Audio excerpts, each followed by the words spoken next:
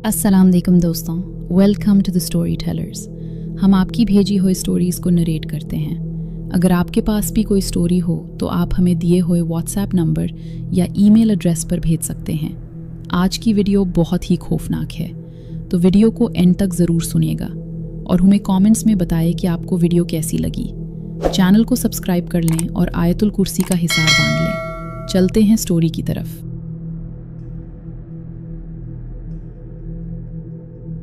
अस्सलाम वालेकुम दोस्तों। हॉक्स बे अपनी खूबसूरती और हसीन नज़ारों के लिए मशहूर है, मगर इसके कई और पहलू भी हैं। आज हम आपके लिए हॉक्स बे की एक और कहानी लाए हैं जो यकीनन आपको पसंद आएगी। ये कहानी हारिस ने कराची से शेयर की है। इसको हम हारिस की ज़ुबानी ही सुनेंगे। अपने तमाम कामों से फारिग होकर हेडफोन लगाकर बैठ जाइए। कहानी बहुत दिलचस्प होने वाली है। आइए कहानी को शुरू करते हैं। ये 2010 की बात है। जून का महीना आने वाला था। इस बार जब हम सब कज़न्स नानी के घर जमा हुए तो पिकनिक का प्लान बन गया। हम सब एक्साइटेड थे। ये पिकनिक सबके लिए यादगार होने वाली थी। मेरे निहाल में मुझ समेत 4 लड़के थे, वली, तैमूर, साद और मैं। हम सब तकरीबन एक ही उम्र के थे और आपस में बनती भी बहुत थी। इस पिकनिक को एंजॉय करने के लिए हमने फ़ौरन अपने प्लान्स तैयार कर लिए। सरमद मामू इस पिकनिक के हेड थे। उनकी हमराही में 6 जून को हम 30 लोगों का काफ़िला सुबह 6 बजे नानी के घर से रवाना होना था। लेकिन जो इन मौक़ों पर होता है वही हुआ। कोई भी टाइम पर नहीं पहुंचा। किसी का कुछ सामान रह गया, वो लेने चला गया। जब कुछ न रहा तो वैन वाले ने लेट कर दिया। सरमद मामू तो बस काट खाने वाले हो रहे थे। आखिरकार सबको डांटते हुए उन्होंने बस में बिठा ही दिया और वैन भी आ गई। बस चलने वाली ही थी कि सरमद मामू की बेगम ने शोर मचाकर बस रुकवा दी। उनको बच्चे का डायपर बदलना था। मामू बड़बड़ा कर रह गए और मुमानी उनको घोरती नीचे उतर गईं। हम सबकी तो हंसी छूट गई। आखिरकार 7:30 बजे एक ना भला देने वाले सफ़र का आगाज़ हुआ। 9 बजे से पहले हम हट पर पहुंच चुके थे। हमारा हट पहले से बुक था। हट काफ़ी अच्छा बना हुआ था और तमाम सहूलियात से आरास्ता था। हमारे बराबर में भी हट थे। हम सब तो सामान उतार कर हट का जायज़ा लेने में लग गए। जिन्होंने नाश्ता करना था वो नाश्ता करने लगे। जिन्होंने पानी में जाना था वो पानी की तरफ चले गए। हम दोस्तों की टीम तो तय करके आई थी कि फैमिली से अलग होकर एंजॉय करेंगे। तैमूर को थोड़ा एतराज़ था। वो और हमारी खाला की बेटी अलीना एक दूसरे को पसंद करते थे। ये बात हमें पता थी, लेकिन हमने उसको भी बोल दिया था कि आज हम फैमिली से हटकर एंजॉय करेंगे। हम हट की छत पर गए तो वहाँ हमारे हट के बिल्कुल पीछे की तरफ मुझे टूटा फूटा वीरान सा हट दिखा। मुझे न जाने क्यों वो हट कुछ अजीब सा लगा। नाश्ता तो हम दोस्तों ने करना ही नहीं था। हम हट की छत पर घूम रहे थे कि हमने देखा हमारे बराबर वाले हट पर एक बस आकर रुकी है। वहाँ बहुत सारे लोग थे जो पिकनिक मनाने आए थे। उनमें लड़कियाँ भी काफ़ी थीं। हम लोग उनको बस से उतरता देख रहे थे। चलो भाई, पिकनिक अच्छी गुजरेगी, साद बोला तो मैं उसको घूर कर ही रह गया। साद हम सब में बड़ा शौक़ और चंचल था। लड़कियों को ताड़ने या उन पर जुमले कुसने में तेज़, आशिक मिजाज भी बहुत था। कभी किसी लड़की के साथ सीरियस हो जाता, कभी किसी के साथ।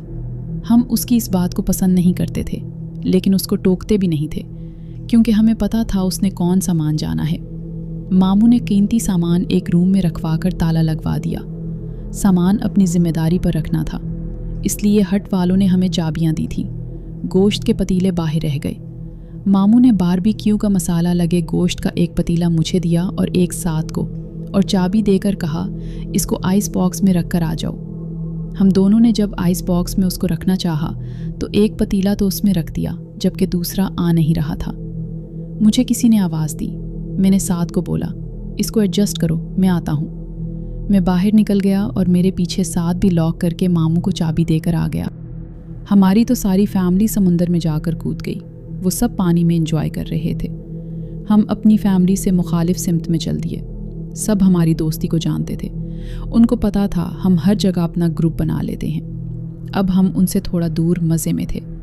हम दोस्त बहुत एंजॉय कर रहे थे, लेकिन सितम ये हुआ कि बराबर वाले हेड पर आने वाली फैमिली के लोग उस तरफ आ गए जिस तरफ हम लोग थे।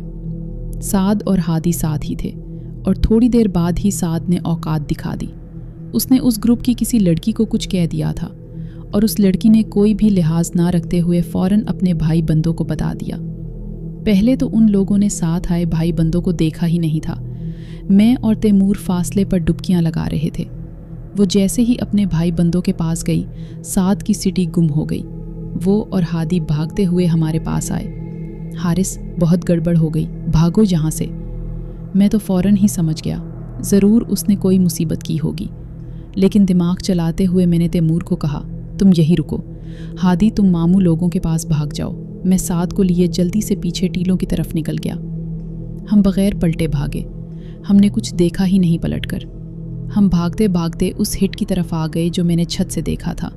वो टूटा फूटा पुराना सा वीरान हिट। साद, इधर चलो। हम दोनों भागते हुए उसमें दाखिल हो गए। हम तो ऐसे भाग रहे थे जैसे लोग बंदूक लेकर हमारे पीछे लगे हों। हमारी इतनी उम्र नहीं थी। उस वक्त जो समझ आया वो क्या। हम अंदर पहुंच गए थे। इस हिस्से में थोड़ा अंधेरा था। ये कोई कमरा नुमा जगह थी। यहाँ से हमें बाहर के 2 कमरों के दरवाजे दिखाई दे रहे थे जो कि उद खुले थे, और वो भी टूट फूट का शिकार थे। लानत है साद तेरी शक्ल पर, मरवा दिया। अब अगर घर वालों को पता चल गया तो मैं तो साफ कह दूंगा कि मैं तुम्हारे साथ नहीं था। अभी तो साद की भी सिटी गुम थी। हम दोनों को फिल वक्त यहाँ कोई ढूंढ नहीं सकता था। ये टूटा फूटा सा हेड हम नहीं जानते थे कि असेब ज़दा है। मैंने यही सोचा। 15 से 20 मिनट के बाद हम यहाँ से बाहर निकलकर अपने हेड की तरफ चले जाएंगे, जब तक तैमूर वगैरह मामला ठंडा कर लेंगे। 5 मिनट में ही हम दोनों को एहसास होने लगा, यहाँ हमारे अलावा भी कोई है। हमें ऊपरी मंजिल से किसी के चलने की आवाज़ आ रही थी। यहाँ कौन हो सकता है? साद ने हैरत से पूछा। जैसे हम यहाँ आए हैं वैसे ही कोई और भी आ सकता है। तुम चुप करके बैठे रहो। मुझे इस पर बहुत गुस्सा आ रहा था। आहिस्ता आहिस्ता आवाज़ बढ़ रही थी। साद और मेरा ध्यान ऊपर से आती आवाज़ों पर था, लेकिन मेरी नज़र एकदम सामने की तरफ जो उठी, मुझे कुछ धचका सा लगा। मैंने बाकायदा एक साया सा लहराता हुआ सामने से गुजरकर कमरे में जाते देखा। अब इन चीज़ों को दिन रात से क्या लेना देना। मैंने साद पर तो कुछ ज़ाहिर नहीं किया, लेकिन ये सोचने लगा यहाँ से निकलना होगा। लेकिन अभी 15 से 20 मिनट ही हुए थे, पता नहीं बाहर क्या चल रहा होगा। अब हमें ऐसी आवाज़ आने लगी जैसे झगड़ा हो रहा है, लेकिन ये आवाज़ें बाहर से नहीं, सामने वाले कमरे से आती लग रही थी जहाँ मैंने साया जाते देखा था। मैं साद की और साद मेरी शक्ल देखने लगा। क्या करें, यहाँ से निकलें? अभी हम ये सोच ही रहे थे कि आवाज़ें आना बंद हो गईं। हम दोनों फ़ौरन खड़े हो गए कि यहाँ से निकल जाते हैं। बाहर निकलते हुए हमें उन दरवाज़ों के पास से ही गुजर कर जाना था। वहाँ से गुजरते मेरी और साद की नज़र एक साथ कमरे के ऊद खुले दरवाजे से अंदर पड़ गई, और जो हमने देखा वो बहुत अजीब था। बारबेक्यू का पतीला जो मैंने साद को दिया था वो कमरे में पड़ा था। मैंने तो साद को इसको आइस बॉक्स में रखने को दिया था, इसलिए मैं पहचान गया, और साद इसलिए पहचान गया कि वो पतीला उसने आइस बॉक्स में रखा ही नहीं था। वो इससे रखा ही नहीं जा रहा था, और वो इसे ऐसे ही कमरे में छोड़ आया था। हम दोनों ही ठटक कर रुक गए। एक पुल ही रुके होंगे, फिर ऐसी आवाज़ आई जैसे बिल्लियाँ खरा रही हैं या जैसी उनकी लड़ाई होती है। बहुत ही खौफनाक आवाज़ थी।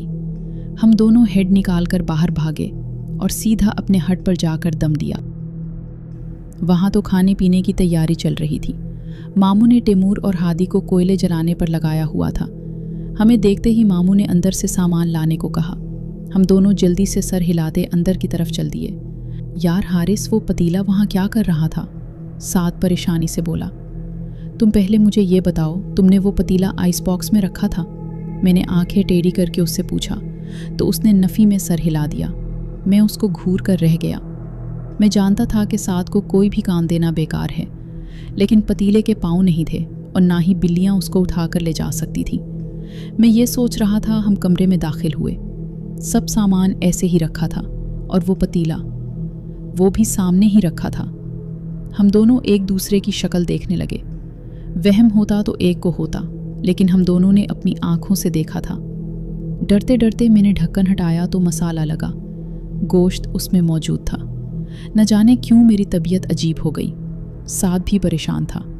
ज़िंदगी में हम उन चीज़ों पर यकीन नहीं करते हैं जो हमारी अक्ल और समझ के दायरे में आती हैं, बल्कि हकीकत यह है कि जो कुछ हम नहीं देख सकते वो अक्सर हमारे सबसे करीब होता है। इंसानों की दुनिया और गैर मरई कुव्वतों की दुनिया के दरमियान एक नाजुक फ़र्क होता है जो अक्सर हम सिर्फ तब समझते हैं जब कुछ ऐसी गैर मामूली चीज़ें हमारे सामने आती हैं जो हमारे तसव्वुरात से बाहर होती हैं। ऐसा ही कुछ हमारे साथ भी हुआ। बमुश्किल मैंने पतीला उठाया और साद ने सामान उठाया। हम बाहर आए।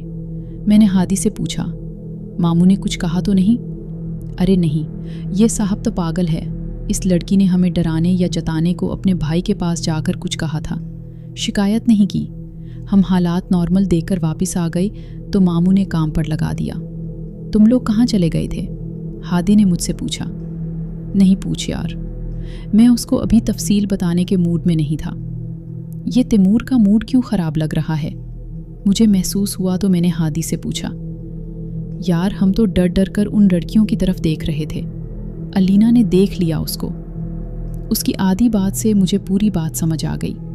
हर इंसान के अपने मसले हैं, लेकिन यहाँ सारे मसलों की जड़ ये साद है। वो है किधर?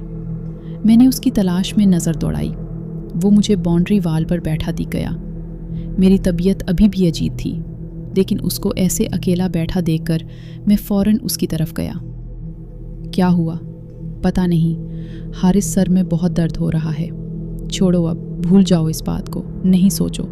किसी से भी कुछ कहने की ज़रूरत नहीं है। ऐसा ही था, बचपन का साथ था हमारा। एक दूसरे के लिए पेट में दर्द फ़ौरन उठता था। मामू उस टाइम हमें बैठा नहीं देख सकते थे, फ़ौरन आ गए काम बताने। काम तो हमने कर दिए, लेकिन मेरा और साद का बारबेक्यू खाने का दिल ही ना हुआ। हम तो तैमूर और हादी को भी मना करना चाह रहे थे, लेकिन कैसे रोकते? जितनी स्पीड से वो बना रहे थे खा भी रहे थे। एक मैं और साद ही थे जिन्होंने बारबेक्यू की तरफ आंख उठाकर भी नहीं देखा।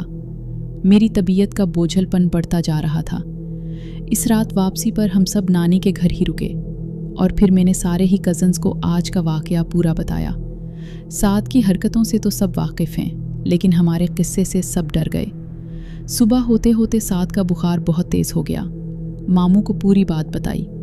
मामू फ़ौरन सामने वाले ज़करिया अंकल को बुला लाए। वो मौलवी तो नहीं थे, बस दमदरूद किया करते थे और लोगों को फ़ायदा भी होता था। उन्होंने मुझ पर भी दम किया। मेरा वो बोझलपन कम हुआ। कुछ दिन उनसे हम दोनों ने दम करवाया।